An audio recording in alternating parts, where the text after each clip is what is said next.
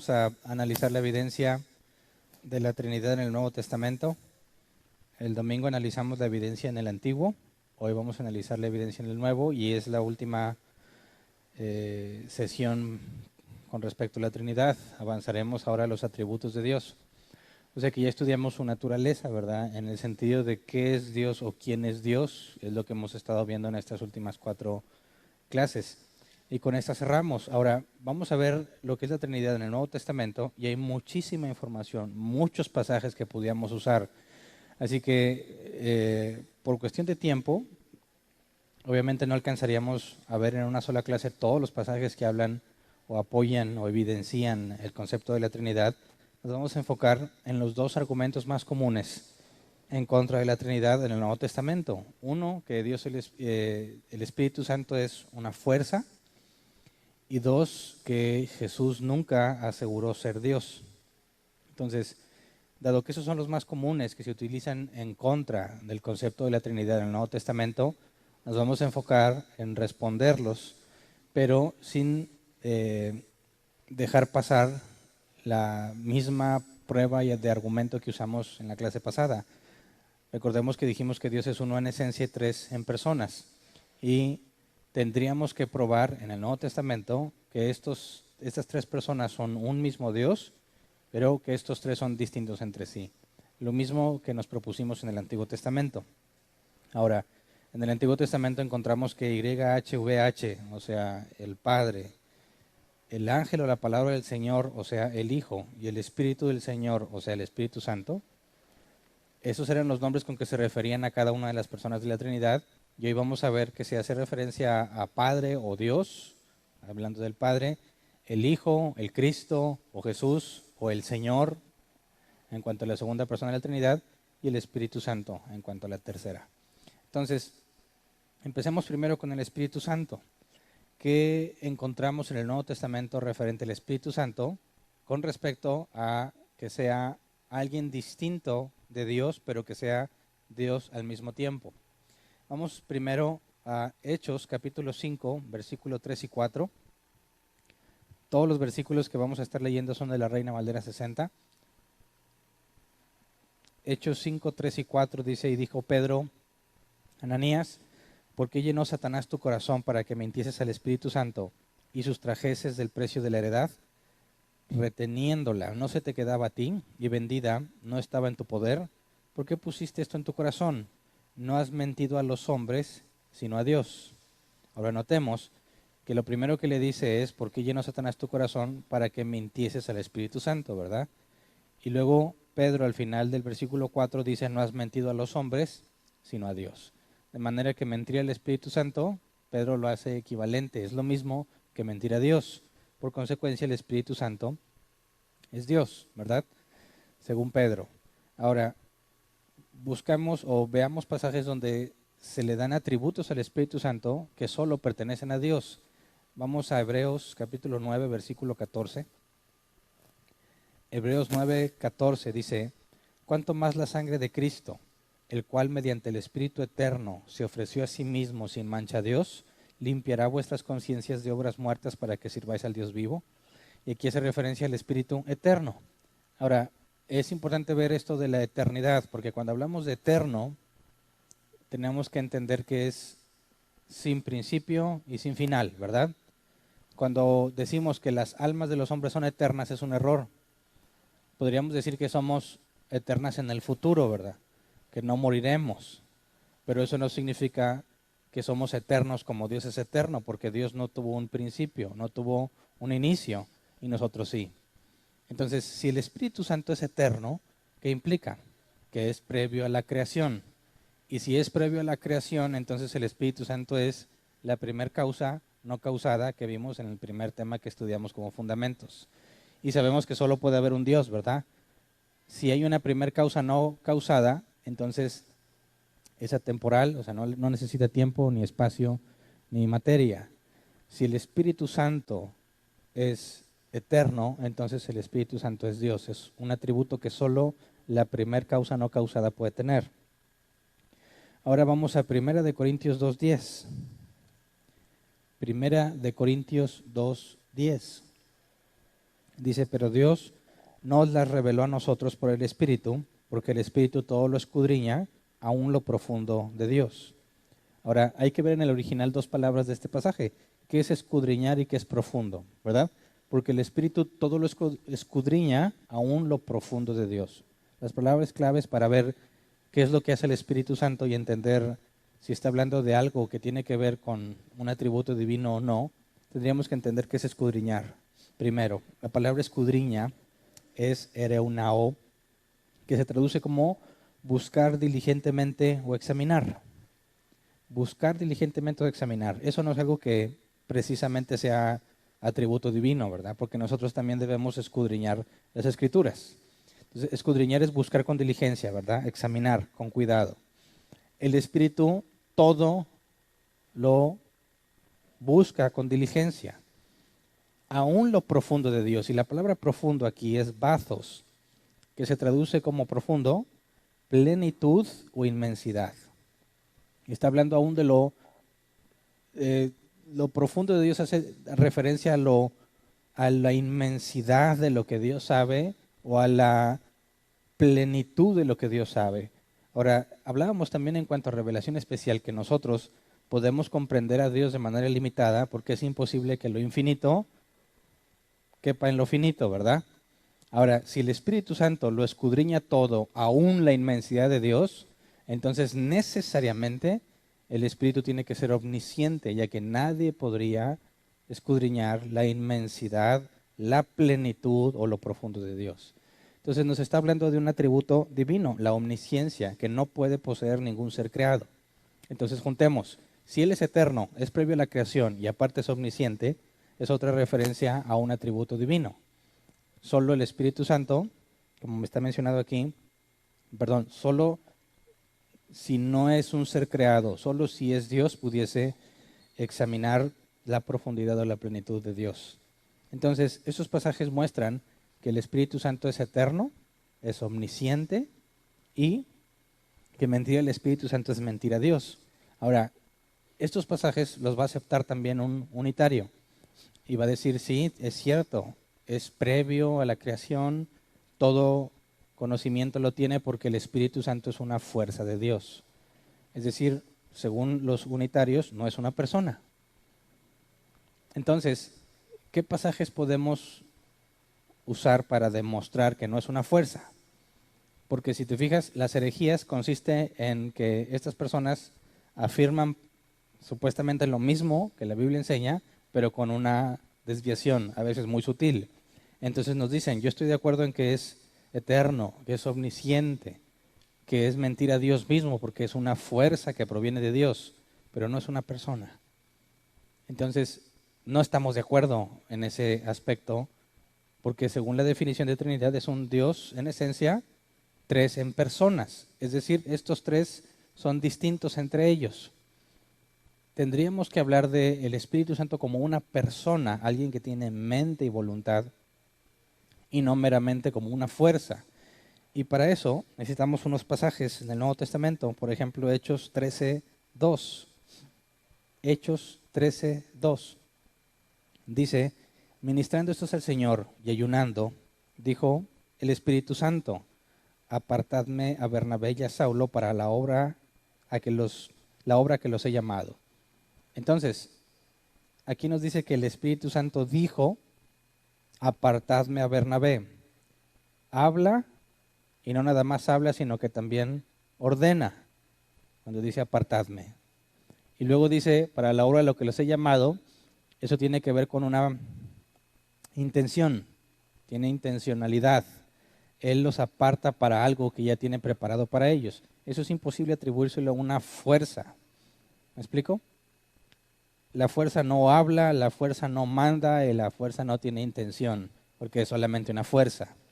Pero vamos también a Romanos 8:27.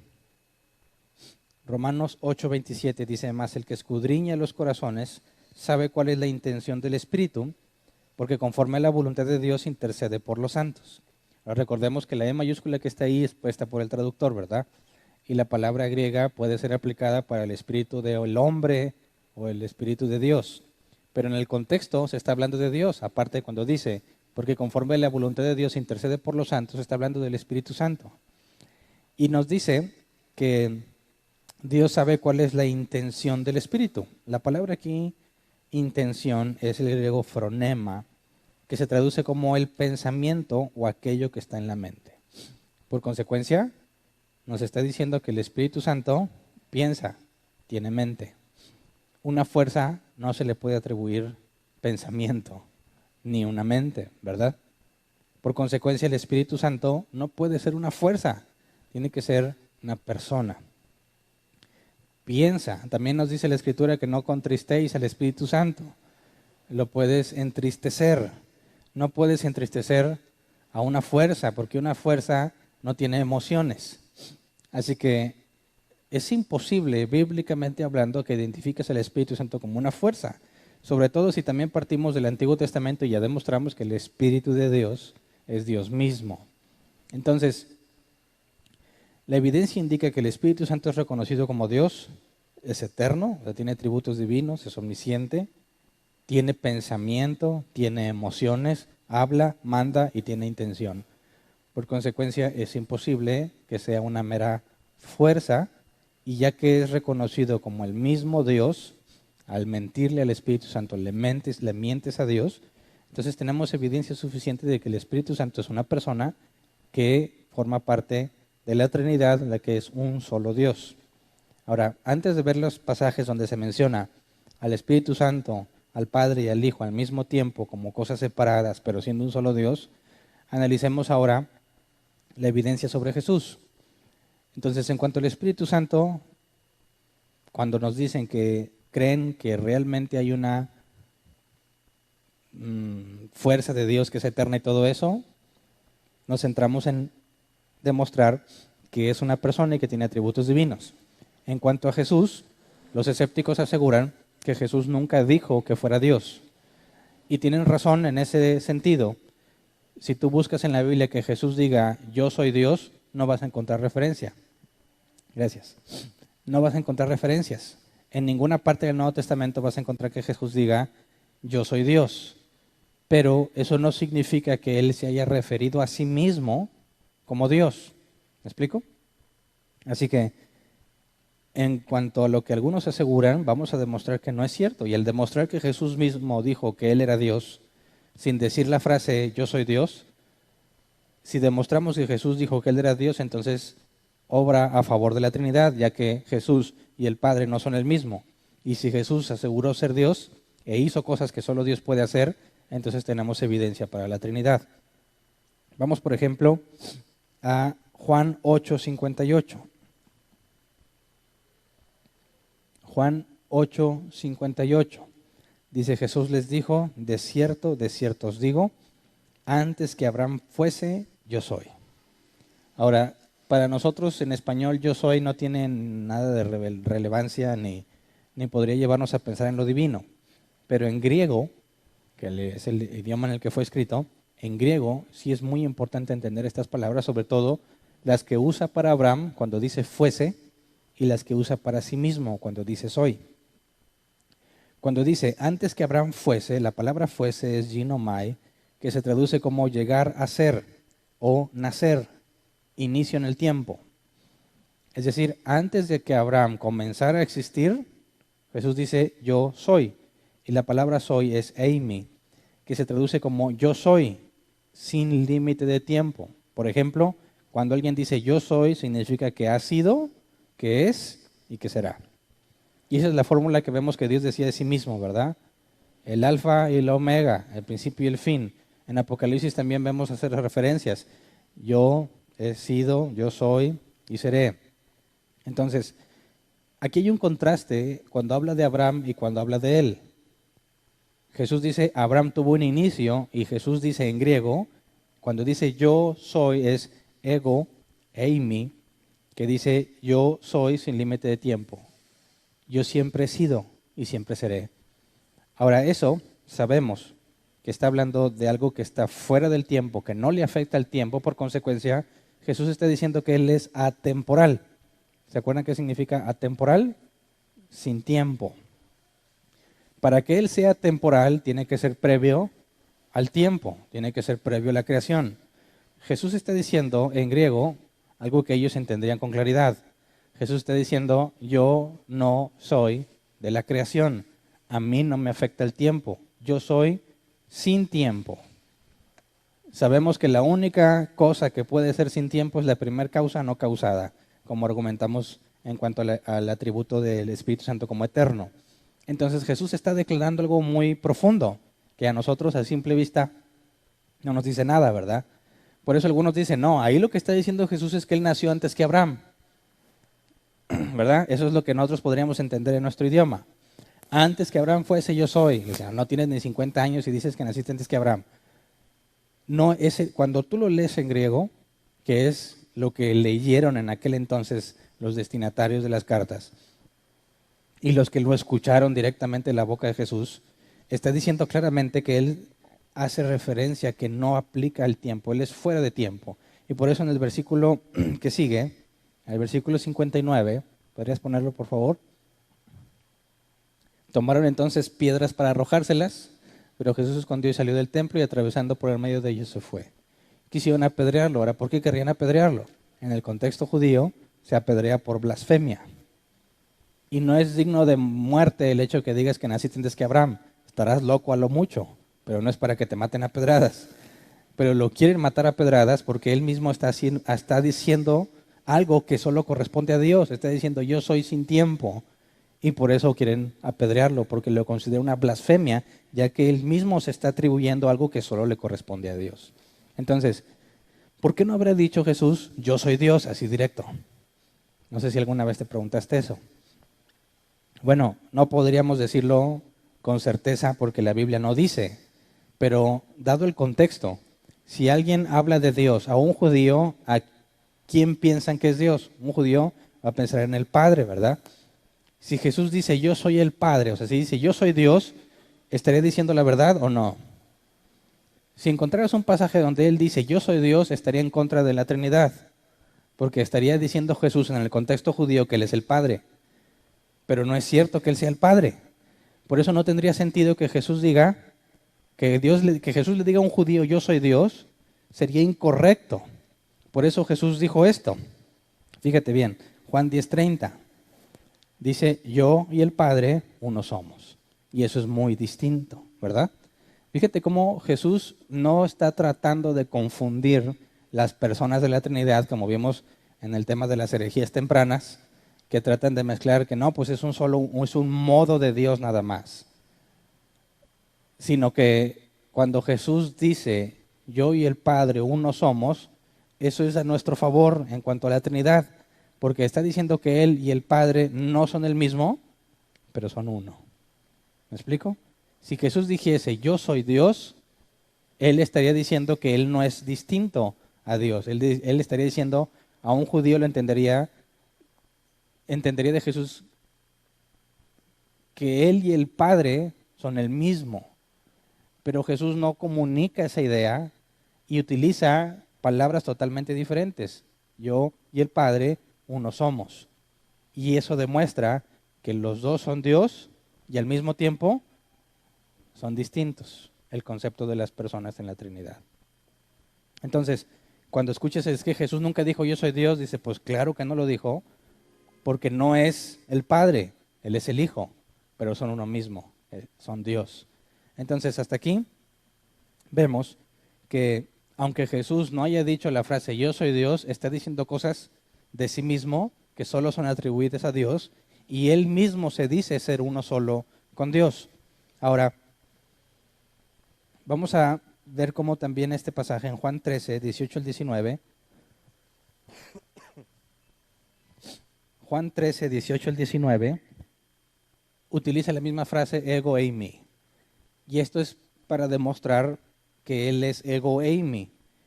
Fíjate, dice, no hablo por todos vosotros, yo sé a quienes he elegido, mas para que se cumpla la escritura, el que come pan conmigo, levantó contra mí su calcañar.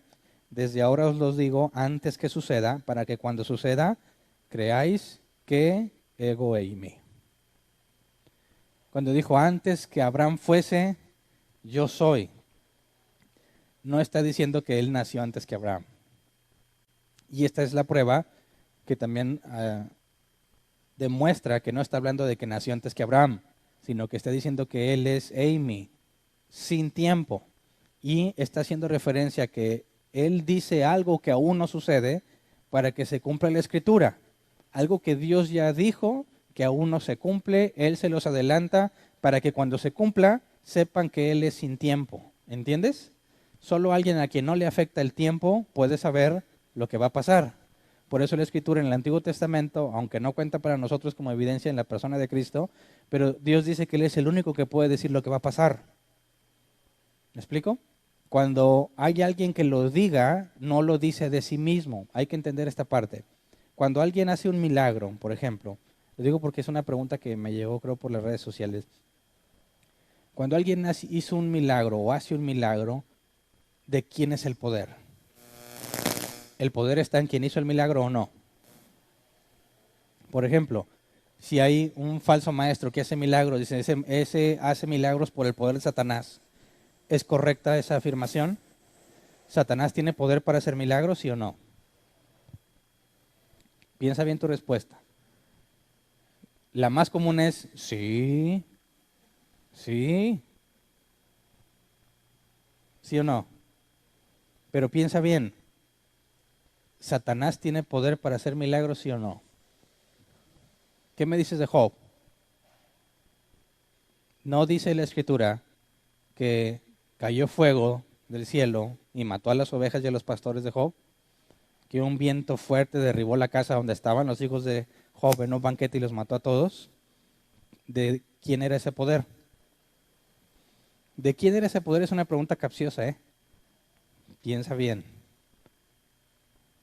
¿Ese poder radica en Satanás? No. De hecho, si tú lees, no tengo tiempo para analizarlo a detalle, pero cuando se narra esa parte donde cayó fuego del cielo y mató a las ovejas y a los pastores, dice, cayó fuego de Dios. Pero no fue Dios, sino Satanás quien lo hizo. De manera que el poder que Satán ejerce, si tú lees los primeros capítulos de Job, sabes que fue otorgado por Dios para Satanás. Está bien, todo lo que es de él lo pongo en tu mano, pero no toques su vida.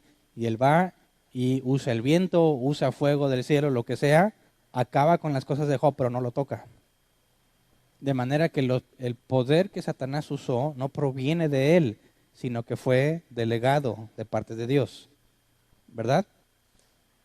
Ahora, ¿no dijo Jesús que en aquel día me dirán, Señor, Señor, en tu nombre hicimos milagros, echamos demonios, sanamos enfermos? Apartaos de mí, hacedores de maldad, nunca os conocí. Ellos mismos están diciendo, hicimos cosas milagrosas por ti, en tu nombre. Y Jesús le dice, apártate de mí, hacedor de maldad. Tú no eres de los míos. Aunque usaste el poder, no eres mío. Entonces, todas las cosas que provienen de forma sobrenatural provienen de Dios. Si tú te acuerdas de Apocalipsis, que el diablo y el anticristo hacían señales, grandes señales, ¿de dónde venía ese poder? Dios le había dado autoridad para hacer esas señales. ¿Me explico? Si Satanás tuviera poder para hacer milagros, sería un error lo que Jesús dijo. Jesús dijo, si no me crees a mí por mis palabras, cree por las obras. Pero si Satanás también hiciera obras, Jesús tendría un problema. Porque tendría que decir, crea las obras que no son de Satanás, sino de Dios. Es imposible que Satanás tenga poder en sí mismo para hacer milagros, porque eso descalificaría todos los milagros que Jesús hizo. Todos los milagros que los apóstoles hicieron para testificar quién era Cristo. De hecho, los milagros eran prueba de que solo Cristo provenía de Dios y era Dios mismo por los milagros que hacía. Entonces, cuando vemos aquí que Jesús dice que antes de que suceda les avisa para que cuando pase sepan que Él es, está haciendo referencia a algo que aunque haya adivinos y brujas que en algún momento puedan saber algo que sucede, en ninguna forma eso es un poder que esté en ellos. No es una información que ellos obtuvieron de sí mismos. Es algo que se les permitió. Recordemos lo que dice Éxodo o Deuteronomio, no me acuerdo.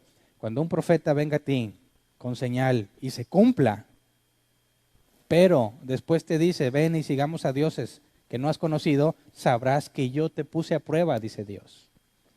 ¿Me explico? le dio a este falso profeta cierta visión del futuro para que se cumpliera, como una prueba para ver si los que lo escuchaban, al ver la señal, pero juzgar la doctrina y ver que es incorrecta, a ver si estaban dispuestos a seguir al falso profeta o se mantenían fieles. De manera que cuando aquí está diciéndonos, el Evangelio de Juan, que Jesús dice de antemano lo que va a pasar para que crean que Él es, está haciendo referencia a algo que solo proviene de Dios. Y no solo eso. Vamos a Mateo 26, 63, 66. Otra forma en la que Jesús demuestra o se refiere a sí mismo como un ser divino, como Dios. Mateo 26, 63 al 66. Dice, mas Jesús callaba. Entonces el sumo sacerdote le dijo, te conjuro por el Dios viviente, que nos digas si eres tú el Cristo, el Hijo de Dios. Jesús le dijo, tú lo has dicho. Y además os digo que desde ahora veréis al Hijo del Hombre sentado a la diestra del poder de Dios y viniendo en las nubes del cielo.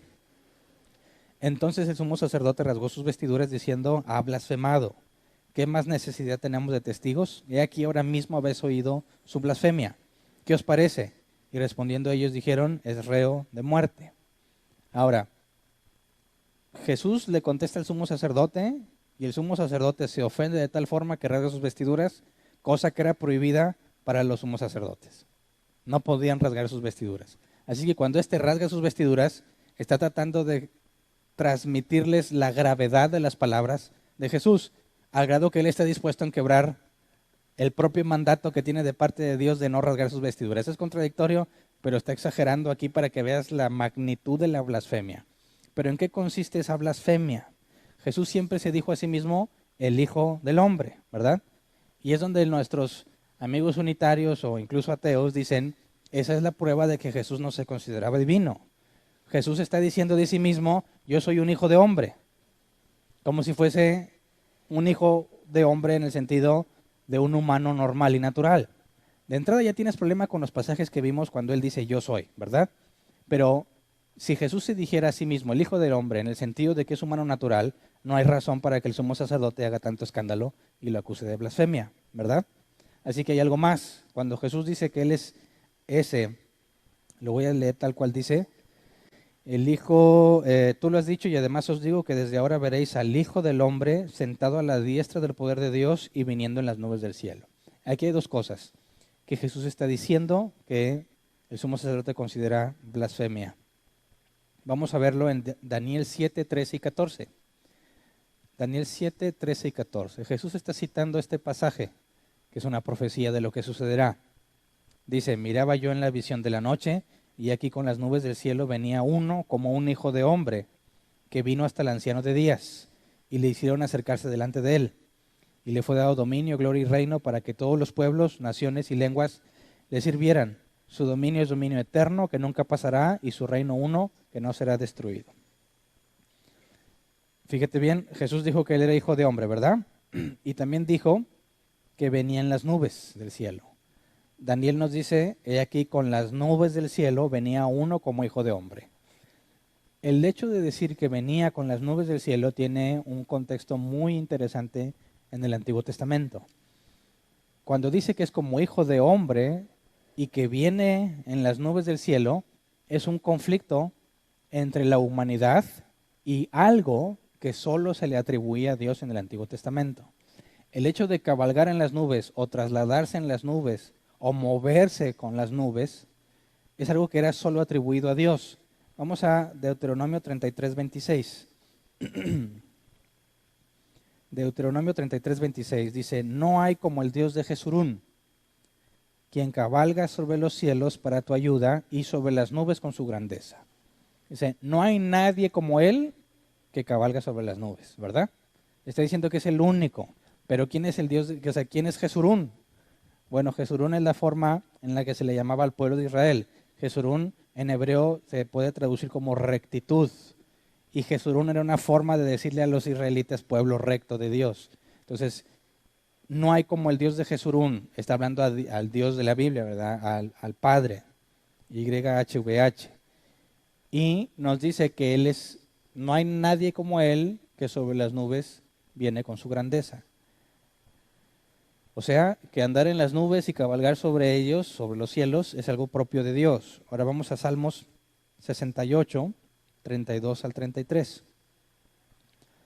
Salmo 68, 32 al 33. Dice, reinos de la tierra, cantad a Dios, cantad al Señor, al que cabalga sobre los cielos, de los cielos, que son desde la antigüedad, y aquí dará su voz, poderosa voz.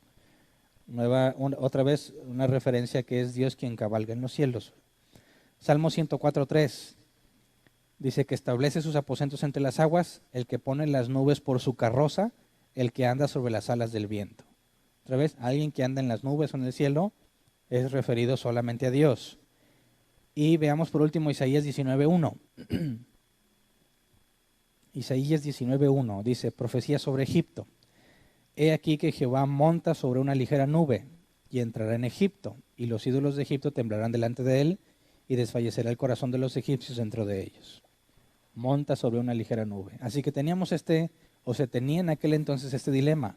La profecía de Daniel habla de alguien que se mueve en las nubes como solo Dios lo puede hacer y que al mismo tiempo es hijo de hombre.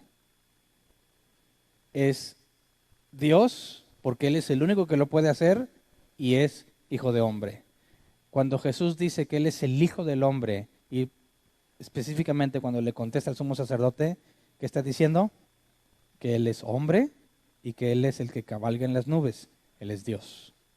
Por eso el sumo sacerdote rasga sus vestiduras y le acusa de blasfemia. Porque desde aquel entonces se pensaba que el Mesías tendría que ser divino. Porque solamente alguien que cabalga en las nubes, solo el que cabalga en las nubes puede ser Dios, por la propia revelación en el Antiguo Testamento. Entonces, aunque Jesús no esté diciendo aquí, yo soy Dios, yo soy divino, cuando el sumo sacerdote le pregunta, ¿tú eres el Cristo, eres el Mesías? Sí soy, y hace referencia a la divinidad y a la humanidad en el Mesías, tal como lo profetizó Daniel. Entonces, ¿tú qué opinas? ¿Crees que Jesús sí se hizo a sí mismo Dios, aunque no usó esa frase tal cual, por los pasajes que hemos revisado, o crees que nunca dijo que Él era divino? Claro que sí, es clarísimo. Solo requieres un poco de contexto y un poco de estudio, ¿verdad? Pero veamos una cosa más, en Mateo 9, 5 al 6, que es algo que también solo Dios puede hacer. Dice, porque ¿qué es más fácil decir? ¿Los pecados te son perdonados? O decir, levántate y anda. Pues para que sepáis que el Hijo del Hombre tiene potestad en la tierra para perdonar pecados, dice entonces el paralítico, levántate, toma tu cama y vete a tu casa. Ahora, fíjate cómo estas palabras aquí hacen referencia a la profecía de Daniel. Porque ¿quién puede perdonar pecados si no solo Dios? Y dice, para que sepas que el Hijo del Hombre tiene autoridad para perdonar pecados, está diciendo que está haciendo algo que solo Dios puede hacer y es Hijo de Hombre. Otra referencia a nuestro favor en cuanto a la Trinidad. Leamos Isaías 43, 25. Dice, yo soy el que borro tus rebeliones por amor de mí mismo y no me acordaré de tus pecados, haciendo referencia a que es Dios quien borra las rebeliones del hombre. Y acá tenías a Jesús borrando las rebeliones del paralítico y sanándolo. Hizo las dos cosas y al mismo tiempo aseguró que es hijo de hombre. Está asegurando que es divino y humano al mismo tiempo. Entonces, ya tenemos evidencia en el Nuevo Testamento del Espíritu Santo, que es previo a la creación, es eterno, es omnisciente, es reconocido como el mismo Dios. Y luego tenemos a Jesús, que también da evidencia de que Él es atemporal, perdona pecados, hizo milagros. Él de sí mismo dijo que era Dios. Hay muchos otros pasajes que no estoy mencionando, como es adorado en Apocalipsis, como quién es Tomás, quien le dice, Dios, Señor mío y Dios mío, y Jesús no se lo impide, acepta adoración como si fuera Dios. Hay muchos otros pasajes, pero por cuestión de tiempo no los vemos. Ahora veamos las referencias donde se puedan o donde encontremos a las tres personas de la Trinidad mencionadas en el mismo pasaje, de manera que entendamos que son distintos entre ellos y que no pueden ser el mismo. ¿Me explico? Vamos a Mateo 3, 16 y 17. Yo pienso que este es uno de los más claros. Mateo 3, 16 y 17. Dice, y Jesús, después de que fue bautizado, subió luego del agua, y aquí los cielos le fueron abiertos, y vio al Espíritu de Dios que descendía como paloma y venía sobre él. Y hubo una voz de los cielos que decía, este es mi Hijo amado, en quien tengo complacencia. Tienes a los tres al mismo tiempo, demostrando que no pueden ser el mismo, ¿verdad? O sea, no pueden ser modos de Dios, no pueden ser maneras en las que se manifiesta un solo Dios. Tienes a los tres al mismo tiempo manifestados de distinta manera. Ahora vamos a Tito, capítulo 3, versículo 4 y 6. Tito 3, 4 y 6. Dice, pero cuando se manifestó la bondad de Dios nuestro Salvador y su amor para con los hombres, nos salvó, no por obras de justicia que nosotros hubiéramos hecho, sino por su misericordia, por el lavamiento de la regeneración y por la renovación en el Espíritu Santo, el cual derramó en nosotros abundantemente por Jesucristo nuestro Salvador. Sabemos que la Biblia dice que la salvación solo proviene de Dios, ¿verdad? Y aún en el Antiguo Testamento dice que la salvación solo viene de Jehová. Aquí dice que la salvación es por medio de Dios, en la renovación del Espíritu Santo, por Jesucristo nuestro Salvador. Están los tres, ¿verdad?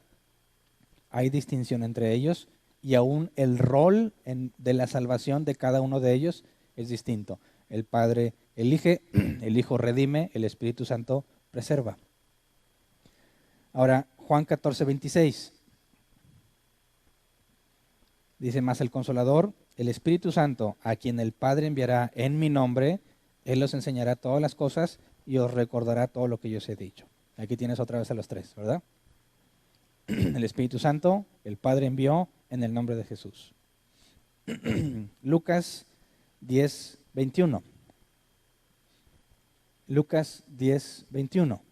En aquella misma hora Jesús se regocijó en el Espíritu y dijo, yo te alabo, oh Padre, Señor del cielo y de la tierra, porque escondiste estas cosas de los sabios y entendidos y las has revelado a los niños. Sí, Padre, porque así te agradó. Nuevamente tienes a los tres. Jesús, regocijado en el Espíritu, hablando del Padre. Qué extraño sería si nuestros amigos unitarios tuvieran razón y los tres fueran uno mismo, ¿verdad? Porque ¿cómo entenderías este pasaje? Jesús se regocijó en sí mismo y dijo, yo me alabo, Señor del cielo y de la tierra, porque escondí estas cosas de los sabios y les revelé a los niños, sí, porque sí me agradó. Jesús estaría como loco, ¿no? No tiene sentido hablar de un solo ser revelado en tres personas, hablando de sí mismo como si fuese distintas personas. Me parece que es muy forzado tratar de argumentar en contra de la Trinidad en el Nuevo Testamento. Es demasiado forzado, a la luz de esos pasajes, tratar de llegar a la conclusión de que hay un solo Dios manifestado de tres formas. Así que, ante la evidencia, todavía alguno podría decir, es que son tres, no uno, son tres, ¿verdad? Lo que me has dicho del Nuevo Testamento, ok, los tres tienen atributos, entonces todos son tres dioses. Pero no, vamos a otro pasaje del mismo Nuevo Testamento, Santiago 2:19. Santiago 2:19 dice, ¿tú crees que Dios es uno? Bien haces, también los demonios creen y tiemblan. Así que la propia Biblia enseña que Dios es uno, pero también son tres personas distintas del mismo Dios. Y veamos este último pasaje en Juan 14, 16 al 23. Juan 14, 16 al 23. Dice, yo rogaré al Padre y os dará otro consolador para que esté con vosotros para siempre, el Espíritu de verdad, el cual el mundo no puede recibir porque no le ve ni le conoce, pero vosotros le conocéis porque mora con vosotros y estará en vosotros. No os dejaré huérfanos, vendré a vosotros. Todavía un poco y el mundo no me verá más, pero vosotros me veréis, porque yo vivo, vosotros también viviréis. En aquel día vosotros conoceréis que yo estoy en mi Padre y vosotros en mí y yo en vosotros. Pausa. Hasta aquí, ¿quién está en nosotros? Si te fijas, dijo, el Espíritu de verdad, al cual el mundo no puede conocer, estará, dice, porque mora con vosotros y estará en vosotros, ¿verdad? Y luego dice, al final del versículo 20, en aquel día vosotros conoceréis que yo estoy en mi Padre y vosotros en mí y yo en vosotros. También Jesús, ¿verdad? Versículo 21, el que tiene mis mandamientos y los guarda, ese es el que me ama, y el que me ama será amado por mi Padre, y yo le amaré y me manifestaré a él. Le dijo Judas, no el Iscariote, Señor, ¿cómo es que te manifestarás a nosotros y no al mundo? Respondió Jesús y le dijo, el que me ama, mi palabra guardará, y mi Padre le amará, y vendremos a él y haremos morada con él. Entonces, ¿quién mora en mí? ¿El Padre, el Hijo o el Espíritu? Según esto que acabamos de leer. Fíjate, el Espíritu es verdad porque mora con vosotros y estará en vosotros. Y luego Jesús decía, ustedes se darán cuenta que yo estoy en mi Padre y ustedes y yo en él y ustedes y yo en ustedes. Y luego dijo, yo le amaré y me manifestaré a él. Y luego dice, mi Padre le amará y vendremos a él y haremos morada con él. ¿Cuántos dioses tienes entonces adentro? Uno.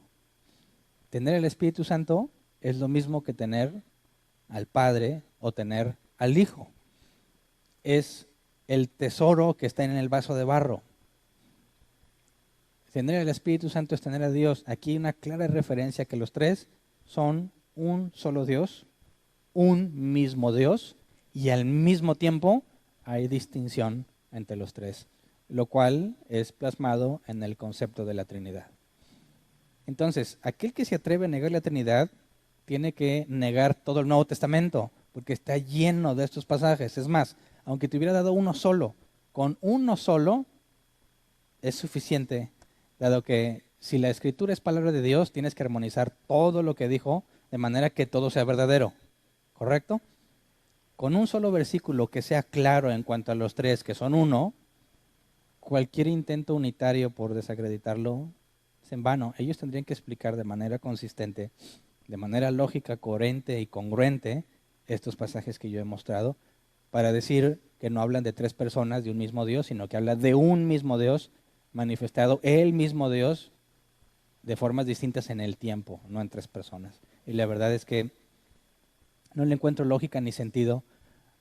Yo he encontrado muchas páginas, los 100 argumentos a favor del unitarismo y todo ese tipo de cosas, y todos se centran en la naturaleza humana de Cristo y la divina como si fuese una sola cosa, y tratando de demostrar que Jesús era humano y no era el Padre. Y en el concepto de la Trinidad es claro que el Hijo no es el Padre, pero al mismo tiempo son Dios. Entonces, me parece que no son muy difíciles de refutar los 100 argumentos que estaban ahí a favor de los unitarios, porque pasajes como estos son imposibles explicarlos como si fuese un solo Dios y una sola persona. Entonces, con esto terminamos de manera breve, obviamente porque hay mucha más información, pero terminamos de manera breve de demostrar que el concepto de la Trinidad que estudiamos está firmemente plasmado en la Escritura. Obviamente la palabra Trinidad no va a estar ahí, ¿verdad? Así como la palabra omnisciencia tampoco, ni omnipresencia, que son cosas que vamos a estudiar más adelante, ahora que vamos a empezar a estudiar los atributos de Dios. Pero el hecho de que la palabra no esté ahí no significa que es incorrecto, porque el concepto está claramente expresado en la Biblia. Así que la Trinidad es claramente una doctrina bíblica, aunque esa palabra no aparezca ni en el Antiguo ni en el Nuevo Testamento. ¿Ok? Entonces, con este tema cerramos el estudio de la Trinidad. Pasaremos ahora a los atributos de Dios para explicar qué es la omnisciencia, la omnipotencia desde la Biblia y no desde el conocimiento común, que nos lleva a contradicciones lógicas, ¿verdad? Cuando decimos que Dios puede todo y al mismo tiempo decimos que hay cosas ilógicas que Él podría hacer, y el entender por qué no puede ser ilógico lo que Dios hace y cómo es que la omnipotencia se explica ante una pregunta como esta. Si Dios todo lo puede, ¿Dios puede pecar? Tienes varias opciones, ¿verdad? No puede o puede pero no quiere. ¿Cuál te parece más bíblica? No puede o puede pero no quiere. Si puede pero no quiere, ¿qué va a pasar el día que sí quiera? Dejará de ser bueno, ¿no? ¿Dios puede ser malo? Dices, oye, entonces ¿puede o no puede todo? Ahora, Dios es omnisciente y todo lo sabe. Bueno, Dios sabe que se siente pecar. Si sí sabe, entonces no es perfecto, porque peca y erra al blanco. Y si pecó, ¿quién le puso la regla? para quebrantarla. Entonces no puede saber qué se siente pecar, ni tampoco lo sabe todo. Él no sabe qué se siente ser yo. No lo sabe, ¿o sí? Porque si sabe qué se siente ser yo, entonces sabe que es la condición pecaminosa que tengo yo, cosa que él no puede tener. Entonces la omnisciencia no significa que Dios sabe todo en el sentido de todo, sino que hay limitaciones. Por eso es importante estudiar los atributos de Dios desde la perspectiva bíblica y no desde el folclore cristiano, ¿verdad? Que pensamos que todo lo puede hacer. Y en una buena intención de querer defender a Dios, decimos, sí, Dios puede pecar, pero no quiere, te metes en problemas muy graves con la Biblia. Porque entonces el hecho de saber que Jesús no peca o que Dios no peca y que Él es bueno, simplemente es porque no quiere, entonces no tiene ninguna certeza de que no va a cambiar de opinión, ¿verdad? Ninguna de sus promesas tendría sentido. Muchas cosas echarías por tierra en la Biblia con una simple afirmación que a veces hacemos guiados por nuestro propio razonamiento sin partir de lo que la Escritura dice. Por eso es importante estudiar esos atributos, ¿ok? Entonces vamos a ponernos de pie para orar, para pasar a la sección de preguntas después. Y he tratado de hacer mucho énfasis, ya que todo esto que estamos estudiando no es directamente aplicable a la vida cristiana, ¿verdad? No hay forma de que eso lo conviertas en práctica. Eso es conocimiento. Y mi preocupación y mi oración a Dios es que ese conocimiento no te envanezca, sino que te haga más humilde, que simplemente te sirva como una base para poder sentar todo lo demás que vamos a estudiar que tiene que ver de lleno con la vida cristiana.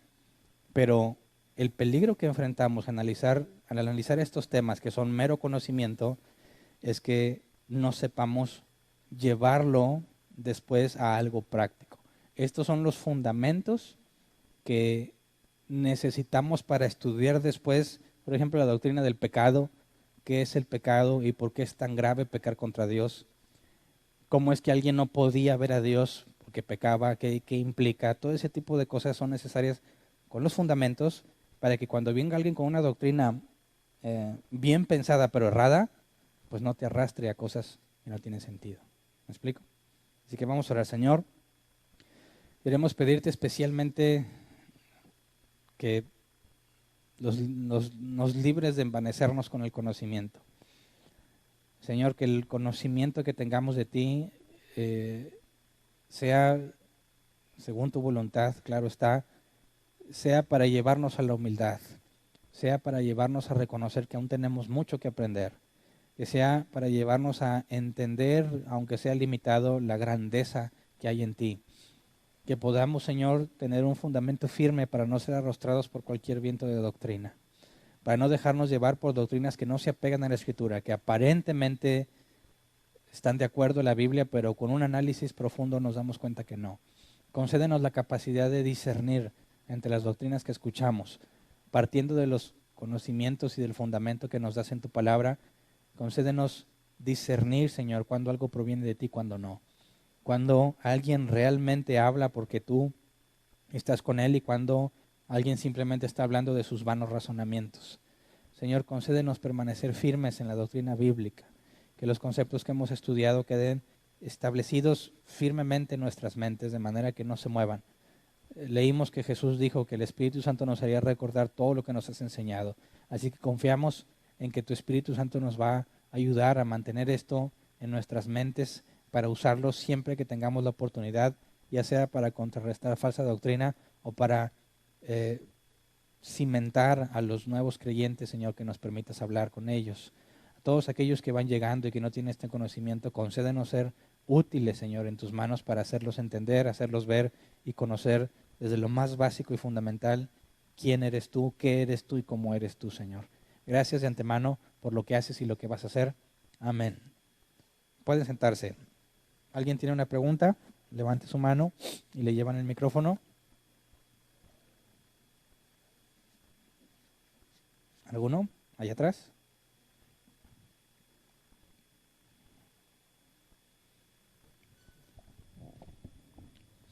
Buenas noches. Buenas noches. Quería nada más agregar un versículo Ujú. donde habla sobre las tres personas. ¿Sí? En primera de Juan 5:7 dice, porque tres son los que dan testimonio en el cielo, Ujú. el Padre, el Verbo y el Espíritu Santo, y estos tres son uno. Ok, es intencionalmente lo dejé fuera porque aunque es muy usado, la traducción no es correcta. La traducción es, y estos tres están de acuerdo. Y entonces, cuando nosotros leemos uno, parece que es a favor de la Trinidad, pero en el original no dice que sean uno, sino que están de acuerdo. Y el hecho de que los tres están de acuerdo no tiene nada que ver con el concepto de la Trinidad, o sea, no es a favor en el sentido de que son un mismo Dios, aunque en nuestro idioma parece que sí. Por eso, cuando quieres usar ese argumento con alguien que sabe, te va a decir, no, eso no es, no es a favor. Ahí lo que dice es que están de acuerdo, nada más. Y en el 8 ahí mismo, pero en el 8 dice que tres son los que dan testimonio en la tierra, el espíritu, el agua y la sangre, y estos tres concuerdan. Ahí Pues, se refiere, ¿a qué se refiere el agua y la sangre? bueno, eso no tiene nada que ver con la Trinidad, ¿verdad? Los tres el agua y o sea, estos tres dan testimonio en la tierra, ya no tiene nada que ver con el concepto de Dios. A menos que, como algunos cristianos he visto que utilizan o tratan de hacer los símbolos y buscar una referencia a Dios, no tiene sentido. Ahí no puedes saber con certeza. Ese tipo de pasajes habría que entender en el contexto, qué es el agua, qué es la sangre y a qué referencia tiene. Pero no puede haber una respuesta certera porque la Biblia no nos explica qué es ese símbolo. Entonces alguien puede decir el agua porque es cuando naces, la sangre que porque es de la humanidad, y ahí te vas a encontrar un sinfín de explicaciones, pero no podríamos saber con certeza exactamente qué es. Puedes escoger alguna de todas las interpretaciones que hay, cuál te parece que se apega más al contexto, pero hasta ahí, no podrías ir más adentro. ¿Sí? ¿Alguien Gracias. más?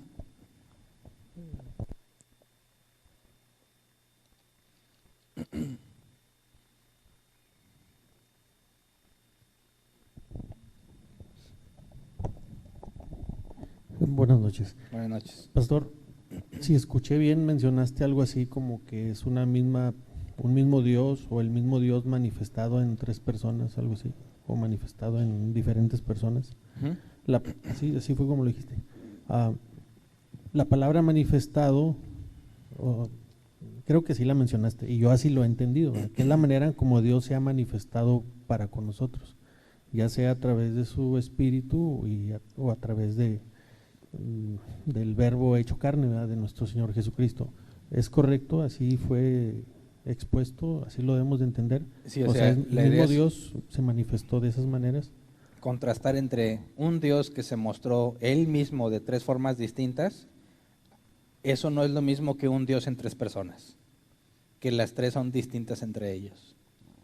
O sea, ese es el problema de las herejías, que parece que es lo mismo, pero no lo es. O sea, un Dios que se manifestó en tres distintos en el tiempo, es decir, que el Padre era el mismo Hijo y el mismo Padre era el Espíritu Santo, pero en un momento se mostró como Padre, en un momento se mostró como Hijo y en un momento como Espíritu, pero es el mismo. Eso es así, pues yo así lo he Eso es lo que entendido. está mal. No mencionaste El tú algo concepto de la manifestarse. Trinidad es uno en esencia, tres en personas. Por eso, los pasajes bíblicos para refutar la idea de que es uno solo que se muestra de distintas formas, es que tienes a los tres al mismo tiempo. Sí, pero entonces a lo mejor escuché mal, pero me pareció escuchar que dijiste el mismo Dios manifestado en tres personas. Eso es lo que no es correcto. Sí lo mencioné por el contexto en que estos aseguran que es una sola persona, por así decirlo. O dicen, el Dios es el Padre, el Hijo y el Espíritu no son Dios. Son dos formas de verlo. Ya se acuerdan de las herejías que vimos, ¿no? Algunos aseguraban que Jesús no era divino o que el Espíritu Santo no era divino. Y otros decían que los tres eran divinos, pero solo es un Dios y los otros son inferiores porque provienen de Dios, pero no es el mismo. Y ese es el problema, que no refleja lo que encuentras en la Biblia, que es uno en esencia, tres personas distintas. No uno en esencia, una persona en tres formas distintas. Son cosas distintas, separadas. Es más, son opuestas. Por eso el concepto de la Trinidad es único. Alguno puede incluso argumentar que los egipcios tenían trinidades y no sé quién tenía trinidades y otras culturas antiguas. Claro que no. Esos son triadas de dioses, no trinidades. Sus tres dioses principales. Pero el concepto de la Trinidad es único. No hay ninguna otra cultura ni civilización que tenga el mismo concepto que tiene la Biblia. Por eso hay que entender claramente que hablamos de tres personas y un mismo Dios. Está bautizándose Jesús, es una persona. Desciende el Espíritu Santo en forma de paloma, es otra persona. Una voz del cielo que habla es la tercera persona. Tienes tres al mismo tiempo. ¿Me explico? Las tres son un mismo Dios. ¿En qué sentido, pastor, sí podemos usar la palabra manifestó o manifestación de Dios? Cuando hablamos, por ejemplo, de Jesús, Jesús se manifestó en una zarza, como un varón, como simplemente el ángel o la palabra del Señor, o en forma humana. La manifestación es la forma en la que se hizo aparente para nosotros, porque es imposible para nosotros verlo. Que el Espíritu Santo haya venido como paloma, se manifestó como una paloma. No significa que sea una paloma. Esa es en esencia la forma de explicarlo, cómo se hizo visible a nosotros. ¿Sí? En la línea del tiempo, pastor, podemos apreciar, les pregunta, que la manifestación, por así decirlo, de Dios en la persona del Espíritu Santo, e incluso en algún pasaje los que se presentaron menciona ahí que y derramaré de mi espíritu, enviaré mi espíritu. Podríamos pensar, según lo poquito que he leído, lo poquito que sé, que en el Nuevo Pacto, en el Nuevo Testamento, son más, por así decirlo, preponderantes la aparición de, pues no se diga de nuestro Señor Jesucristo y después del Espíritu Santo, como nunca había sido, aunque en el Antiguo Testamento, como ya nos explicaste, que el ángel del Señor y el Espíritu, pero sí en una línea de tiempo podemos entenderlo de esa manera, ¿no? Que en los últimos tiempos, por así decirlo, después, cuando Dios en la dispensación, como lo menciona el libro de Efesios, pues a Él le plació que dice reunir todas las cosas en Cristo y lo después por medio de Él enviar el Espíritu Santo. Esa apreciación sí es correcta, pastor, sí es así, Sí. En el Antiguo Testamento sí existió, sí era Dios, y ok, pero no se manifestaron como lo hicieron ya a través de que Jesucristo se engendró en María y todo eso. ¿Eso sí es correcto, como Sí. lo podemos entender? Sí está en el Antiguo Testamento, no tan claro o abundante en ocasiones como en el Nuevo Testamento. Es mucha mayor la revelación en el Nuevo Testamento en cuanto a la Trinidad que en el Antiguo Testamento. Pero también en el Antiguo Testamento tienes una manifestación muy grande en cuanto a la columna de fuego, las plagas de Egipto y todo, cosa que ya no encuentras en el Nuevo Testamento, ¿verdad? El Nuevo Testamento tiene, la obra de Dios tiene un enfoque distinto. Es un enfoque personal o de convencimiento hacia el incrédulo que Él ha elegido. Y en el Antiguo Testamento tienes más hacia un pueblo con cosas muy visibles. O sea, son enfoques distintos. La revelación es progresiva, así que en el Nuevo Testamento tienes una revelación mucho más clara de quién es Dios, qué es Él, que ahora podemos nosotros analizar, cosa que si le hubieras preguntado a Moisés, pues no. Sí, es lo que nos mencionaste en la exposición anterior acerca de la revelación, como a Dios le plació irlo haciendo.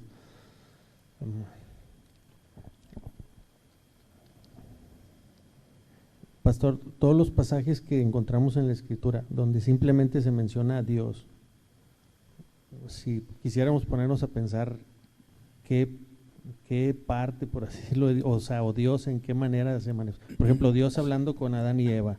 Se parece mucho a esta pregunta a la que te hice el domingo, o cuando Dios mató a los primogénitos de los egipcios.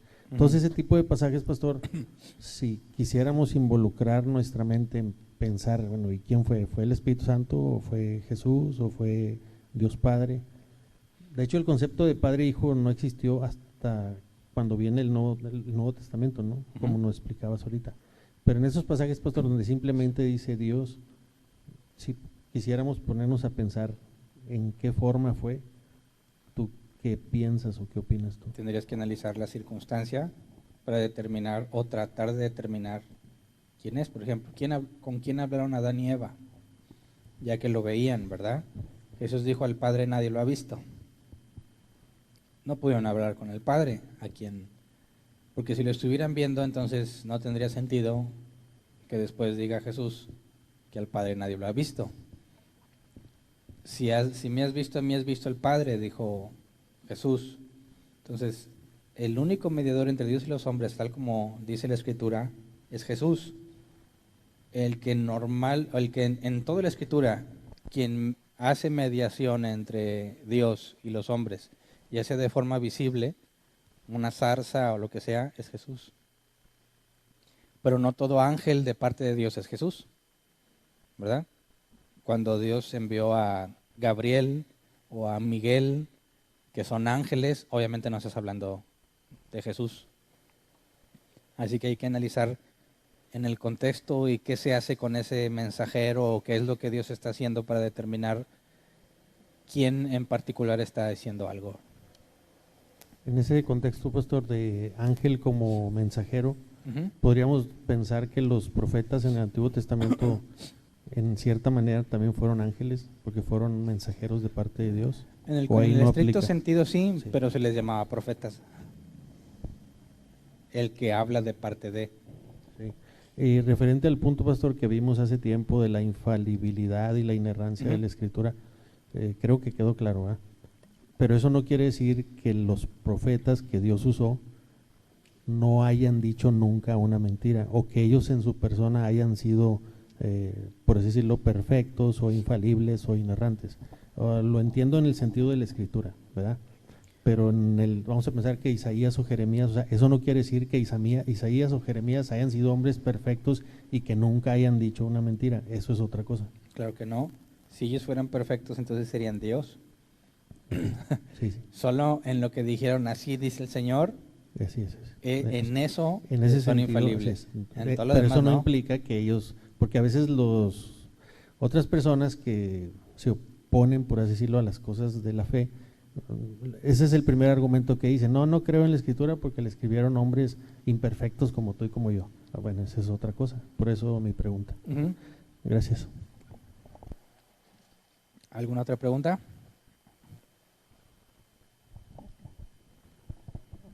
Sí.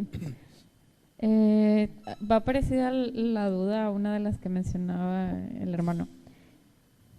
Y ahorita también con lo que estuvo platicando, como que empecé a atar cabos.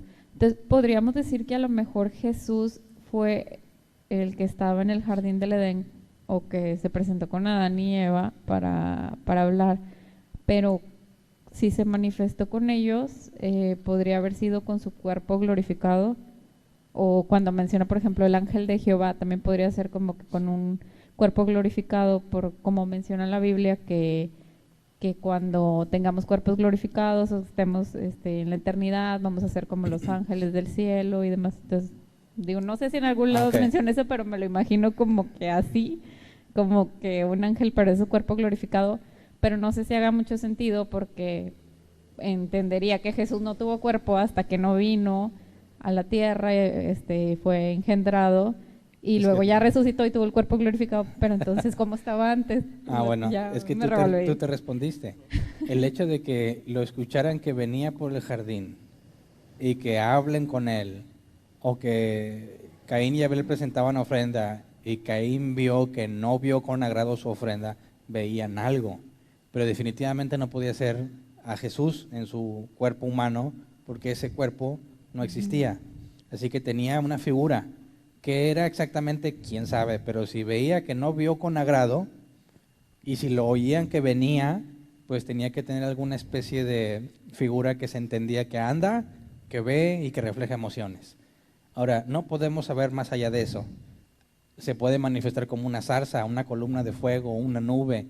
De muchas formas puede manifestarse, pero definitivamente en la figura de Jesús humano no, porque todavía no existía.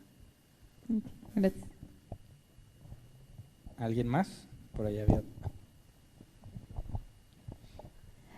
Yo he escuchado a personas que oran refiriéndose al Padre, otras que se refieren al Hijo y otras aún al Espíritu Santo. ¿Hay alguna persona en particular en la que nosotros tenemos que dirigirnos o es correcta cualquiera de las tres? Bueno, supongamos que, bueno, por lo que leímos en Juan 14, el Espíritu Santo está en nosotros y el Padre y Jesús también. Cuando le hablas a Dios, Jesús nos dijo, cuando oren digan, Padre nuestro que estás en los cielos, ¿verdad? Pero también oramos en su nombre. Y el Espíritu Santo nos dice lo que oye del Padre. Entonces, cuando tú oras y percibes algo de parte de Dios, se vuelve un poco complejo entender o tratar de discernir si yo estoy hablando con una persona. El punto central es que estás hablando con Dios, ¿verdad? E indistintamente la forma en la que tú quieras referirte a Él, por ejemplo, Agar, cuando leímos en la clase pasada que dijo, tú eres el Dios que me ve, y así se refería a Él, al Dios que me ve, y Jacob se refería al Dios esto, y cada uno le trataba de poner un nombre con que lo identificaba. Yo tendría que preguntar, ¿cuál es el nombre de Él entonces? O sea, si le quieres hablar y le quieres llamar por nombre, ¿cómo le haces? ¿Hay forma? Dices, es Cristo. Bueno, y antes de que Cristo se manifestara como Cristo, el punto central es que tú hablas a Dios en los términos en los que tú puedas expresar quién es Dios para ti. Porque imagínate que tú dices, tienes que decirle Padre, y si lo dices a alguien que acaba de conocer de Dios, que su padre siempre fue un golpeador, un abusador, y dices, Dios es tu Padre, es una imagen que no necesariamente le va a ayudar a comprender cómo es Dios. Entonces, no es una forma estricta en la que tienes que referirte como si tuviera un nombre, sino el cómo te refieres a Él. Por eso la Biblia dice, no le llames Padre a nadie, porque nada más tienes un Padre en el cielo. Pero si yo a mi papá le digo Padre, ¿ya pequé?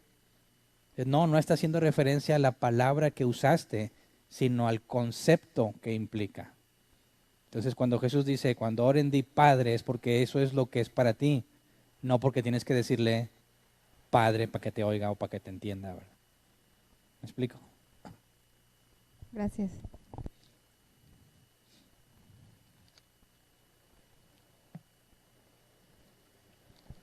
Buenas noches. Nada más quería que me aclararan algo, ¿verdad? En ese versículo de 5:8 que está en la proyección y 5:7, ¿verdad? De Juan, yo recuerdo haber leído en un comentario bíblico, Moody, le dice que esos versículos en particular tienen algo agregado por parte del traductor, ya sea Cipriano de Valera o Casidro de Reina. El detalle está en que dice el comentario bíblico que son espurio, o sea, son falsos. ¿Qué sabes acerca de esto, Hernán? Bueno, no sabía exactamente cuál parte, pero pasajes que no están en los manuscritos más antiguos son comunes, el final de Marcos y hay otros ejemplos. La historia de la adúltera que iban a apedrear y que Jesús perdonó no aparece en todos los manuscritos. Entonces, el hecho de que no estén en los manuscritos más antiguos hace pensar que fueron agregados, pero tampoco puede descartar totalmente la idea de que no fueron agregados, porque quizás los manuscritos más antiguos no lo reflejaban, es decir, no se puede saber con certeza, pero el punto es que esos textos que son agregados o que es muy probable que hayan sido agregados, no modifican en ninguna forma la doctrina fundamental de la Escritura. Y hace que lo pongas o que lo quitas no cambia para nada el mensaje del Evangelio. Por eso no es de preocuparse.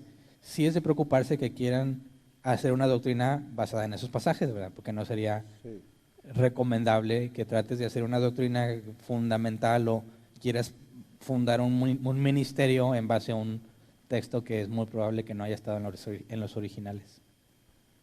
Yo quise mencionarlos porque pues salieron a notación, ¿verdad? Y en la proyección, y dije, pues es muy buena oportunidad para hablar acerca de ellos, ¿verdad? Porque sí, en la Reina Valera 60, pues sí, varias personas han dicho que sí, están adulterados, tienen palabras de más ahí. Gracias. Había otra pregunta, ¿verdad? Por acá. ¿O no? ¿Ya no? Ah, bueno. Así es que nos habían enseñado en la iglesia más o menos de que era diferente la forma que te tenías que dirigir en oración, si era al Padre, al Hijo, y por eso, pues si son el mismo Dios en esencia, entonces ya contestó usted la pregunta, ¿no? Era eso. Gracias. Sí, porque hay quienes todavía se quieren poner muy estrictos y dice, no le digas Jesús, dile Yeshua o Yeshua, no sé cómo, Yehoshua, si no, no te oye. Y ahí se va el lado absurdo, ¿verdad? Es como si Dios que está en todas partes está diciendo, oye Hernán, ¿cómo que Yeshua? Así no es, no te voy a hacer caso porque no me llamas bien. O sea, ya es algo absurdo. Pastor, hiciste que me acordara de la que se me estaba escapando. Cristo Mesías, el ungido, ¿verdad? ¿Cómo entendemos la parte del ungido a la luz de la Trinidad? Sabemos que en el Antiguo Testamento reyes, profetas, sacerdotes eran ungidos, o sea, ese ungimiento, por así decirlo, físico, material. Pero para nosotros Jesús es el Cristo, es el Mesías, es el ungido. Ese ungimiento, la luz de la Trinidad, como nos lo has enseñado, se refiere a la naturaleza divina, no humana. tanto A la naturaleza humana, porque la divina no necesitaría unción. No, bueno, pero mi pregunta es, o sea, ¿en qué sentido es el ungido?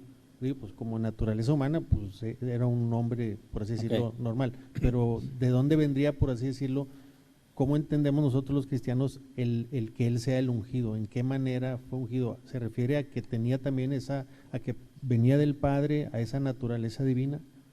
Es que mira, la unción tanto en el Antiguo Testamento como en el Nuevo es para indicar que recibió autoridad o poder de parte de Dios. De entrada, alguien ungido deja ver que el poder o la autoridad que él tiene no proviene de él, sino que proviene de Dios. Entonces, cuando hablas de Jesús como el ungido, necesariamente y por definición estás hablando de la parte humana, porque en su naturaleza humana no tiene poder en sí mismo, ni autoridad en sí mismo para hacer lo que hizo. Entonces, el Cristo, el ungido, es la parte humana de Jesús con autoridad de parte de Dios para hacer las cosas que hizo. Sí, ok, creo que ya te entendí. Mi pregunta era esa, ¿de dónde venía el ungimiento? Es la parte que dijiste final, con autoridad de parte de Dios. Eso para nosotros es el que él haya sido el ungido, la autoridad que tenía de parte de Dios. Ese es el poder y autoridad. Ese es el ungimiento para nosotros, por así decirlo. Gracias. ¿Son todas las preguntas? ¿No hay más? Muy bien. ¿Hay avisos?